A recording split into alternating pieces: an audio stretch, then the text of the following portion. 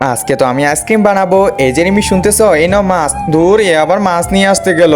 এখন মাছ রান্না করতে গেলে তো হাতগুলো ময়লা হয়ে যাবে। ধুর, কি যে করব। আরে ওইটা কি আসতেছে? ওটা তো দেখি মা। এই যে মা শুনতেছো, তুমি একটু মাছগুলো রান্না করবা প্লিজ? আচ্ছা ঠিক আছে, আমি যাই তাহলে।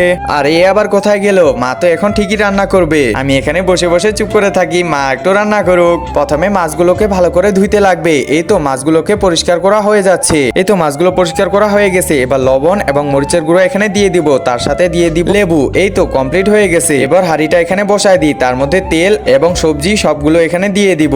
এরপর দিয়ে দিব মাছ। এরপর ভালো করে মিক্স করে নিয়ে ঢাকনাটা লাগিয়ে দিতে লাগবে।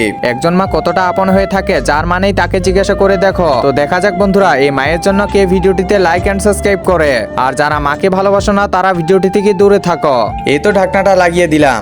আরে কি ব্যাপার, কিসের এত সুগন্ধ আসতেছে? যাই তো দেখতে লাগবে, তাড়াতাড়ি গিয়ে দেখি। আরে মা কোথায়? আরে আমি তো রান্না করিনি। এই যে নে। আরে তাহলে আমি এগুলো ভাবতেছিলাম। হ্যাঁ তুই শুধু ভাবতেই থাক। এই যে নে মাছ, এখন এগুলো তাড়াতাড়ি রান্না কর।